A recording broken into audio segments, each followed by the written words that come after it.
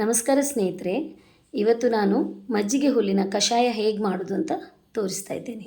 ಇದನ್ನು lemon grass tea ಅಂತಲೂ ಕರೀತಾರೆ. ಇದಕ್ಕೆ ಬೇಕಾಗುವ ಸಾಮಗ್ರಿಗಳು 3 ರಿಂದ 4 ಮಜ್ಜಿಗೆ ಹುಲ್ಲು, 2 ಕಪ್ ನೀರು, 1 ಇಂಚ್ ಶುಂಠಿ, ಅರ್ಧ ಚಮಚ ಕರಿಮೆಣಸು ಪುಡಿ, ಬೆಲ್ಲ ರುಚಿಗೆ ತಕ್ಕಷ್ಟು, ಬೇಕಾದಲ್ಲಿ ಮಾತ್ರ ಉಪಯೋಗಿಸ್ಬೋದು. ಇದನ್ನು ಮಾಡುವ ವಿಧಾನ ತುಂಬ ಸಿಂಪಲ್. ಮಜ್ಜಿಗೆ ಹುಲ್ಲನ್ನು ಚೆನ್ನಾಗಿ ತೊಳೆದು ಸಣ್ಣ ಸಣ್ಣ ತುಂಡುಗಳಾಗಿ ಕತ್ತರಿಸಬೇಕು. ಒಂದು ಪಾತ್ರೆಯಲ್ಲಿ 2 ಕಪ್ ನೀರು, ಮಜ್ಜಿಗೆ ಹುಲ್ಲು, ಬೆಲ್ಲ, ಶುಂಠಿ, ಕರಿಮೆಣಸು ಪುಡಿ ಸೇರಿಸಿ 5 ನಿಮಿಷಗಳ ಕಾಲ ಇದನ್ನು ಕುದಿಸಿದಾಗ 1 ಕಪ್ಪಿನಷ್ಟು ಕಷಾಯ ತಯಾರಾಗುತ್ತದೆ.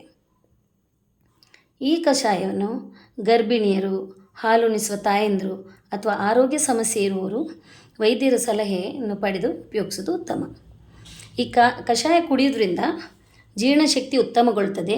ತುರಿಕಜ್ಜಿ, ಪಿತ್ತದ ತಲೆನೋವು, ಕೆಮ್ಮು, ಶೀತಕ್ಕೆ ಉಪಯೋಗ ಆಗ್ತದೆ. ಈ ಗಿಡವನ್ನು ಕೂಡ ಮನೆ ಸುತ್ತ ನೆಟ್ಟರೆ ಸೊಳ್ಳೆ ನಿಯಂತ್ರಕವಾಗಿ ಕೆಲಸ ಮಾಡ್ತದೆ. ಈಗ ಈ ಕಷಾಯವನ್ನು ಸೋಸ್ಕೊಳ್ಳೋಣ. ಧನ್ಯವಾದಗಳು. ನನ್ನ ಚಾನಲನ್ನು ಸಬ್ಸ್ಕ್ರೈಬ್ ಮಾಡಿ.